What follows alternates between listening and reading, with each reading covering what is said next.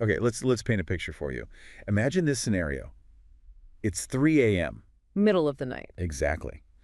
A client, and we're talking an ultra high net worth individual, has just landed at their private hangar after, what, a 16-hour flight. Right, from halfway across the globe. And while they were in the air, you, the estate manager, have already put a whole plan into motion. The temperature in their bedroom is precisely 70 degrees. Their favorite tea is waiting. The Bentley is detailed and idling.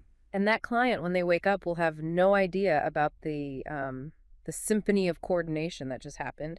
You've managed 7 vendors, you've adjusted 3 staff schedules because of a flight delay. And you did it all while making sure the gala preparations for tomorrow are still on track. That is the new reality. It's a whole different world. This profession is just completely transformed. We're so far beyond the traditional idea of, just cleaning schedules and basic property upkeep. Oh, completely. The modern estate manager, they're running million-dollar domestic operations.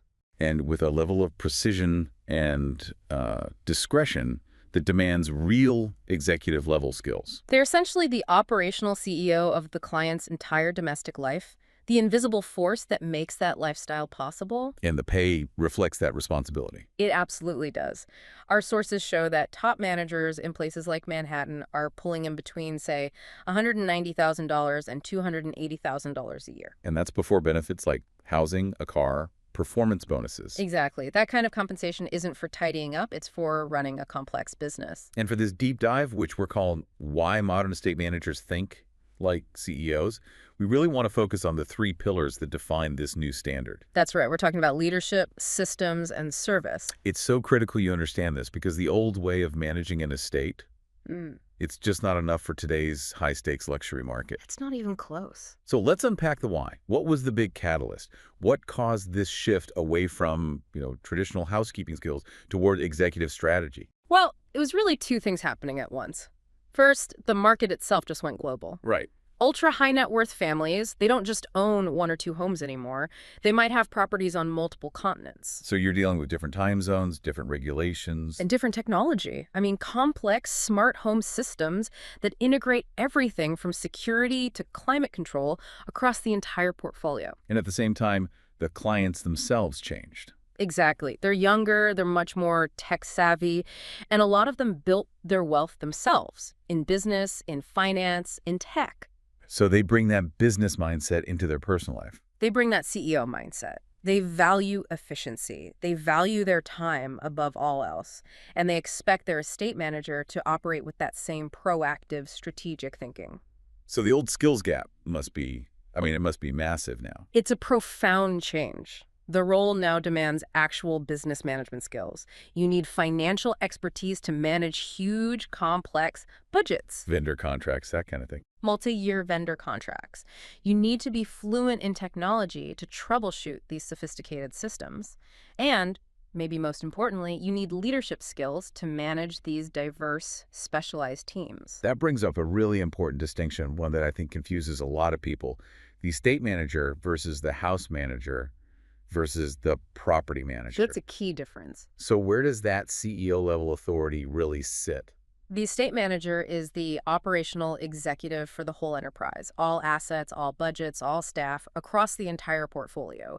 They are the COO of the family business, so to speak. Okay. And the house manager? The house manager has a narrower focus. They're deep in the day-to-day operations of one single residence, the logistics inside those 4 walls. And the property manager is even more specific. Right. They're all about the physical asset, the brick and mortar, repairs, groundskeeping, infrastructure.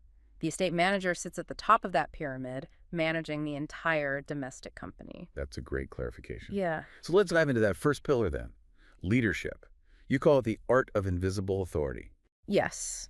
Invisible leadership is really the hallmark of excellence here. It's about creating systems and leading people so effectively that the whole operation runs perfectly, even if you're not there. So your presence isn't felt because you're running around putting out fires? No. It's felt in the complete, reliable smoothness of everything, the absence of fires. But how do you build that kind of authority? I mean, you're coordinating a private chef, head of security, a PA. These are specialists. They might not feel like they report to you. That sounds like a minefield. It can be, and that's why it requires what we call collaborative authority. You have to position yourself as a supporter, as a resource. Not as the boss. Exactly. You earn their respect by making their jobs easier. You give them clear communication, you remove obstacles. You're managing the operation, not their specific expertise. You're also the communication bridge. You have to translate what the clients want, which can be pretty vague, Yeah. into concrete steps for the staff. That's a huge part of the job. You need really sharp listening skills. A client asking for a casual dinner could mean a dozen different things. Depending on who the guest is. Precisely. Is it a business partner or is it their grandkids? Your job is to translate that vague request into precise instructions for the chef and the service team. And you have to explain the why so the staff understands how their work impacts the family's experience. That's how you get real buy-in. This kind of work obviously requires a specific character. Let's dig into those 3 non-negotiable traits. The CEO traits, as you call them. Right. These have to be present in every single thing you do. Discretion, leadership, and precision. Let's start with discretion. It's the absolute foundation. The client has to have total confidence that their privacy is protected. And that's, it's more than just not gossiping. It's about information flow. Yes, it's about being thoughtful. If you overhear a sensitive financial discussion, you understand that sharing that with anyone on staff, even casually, it doesn't just breach trust, it introduces instability into the whole operation. Okay, then there's leadership. Which is about inspiring excellent performance. You lead by example, of course, but you also have to master giving what we call coaching feedback.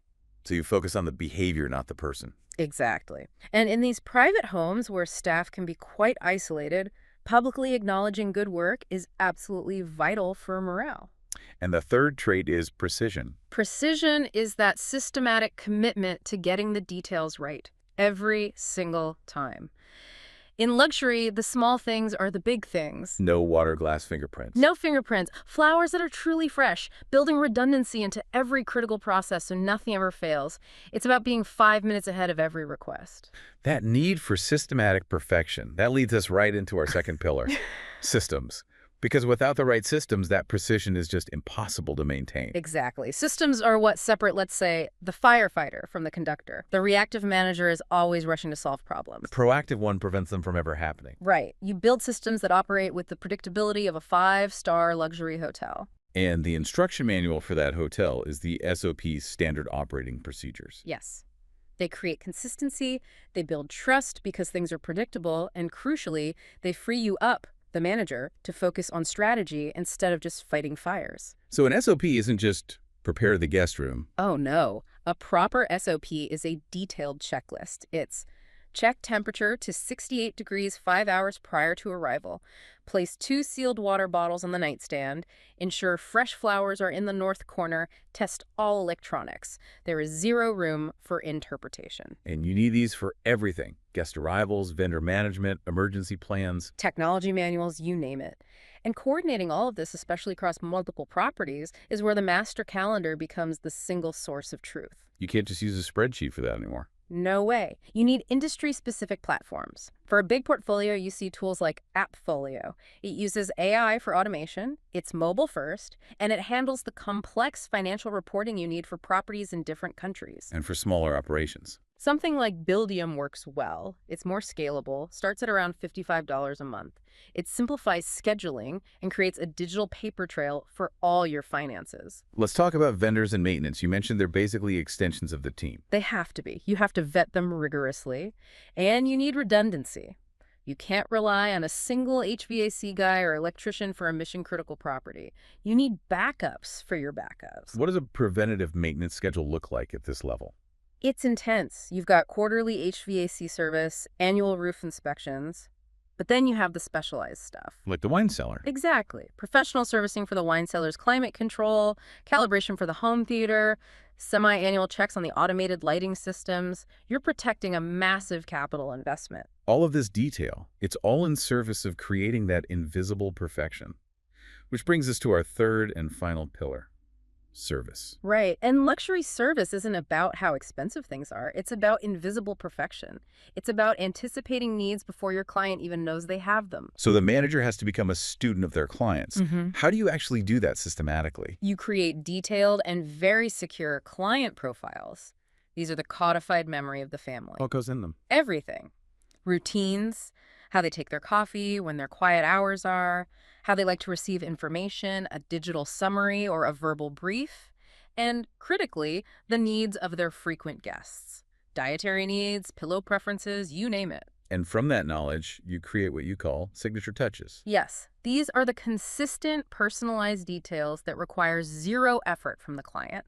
Having their favorite newspaper ready, automatically adjusting the lighting to match their schedule, or, one of the biggest ones, tracking and reordering their favorite products before they run out. So they never have that moment of inconvenience. That's the goal. And beyond convenience, you have modern protection. Privacy today is so much more than just physical security, it's digital. You're talking about cyber threats.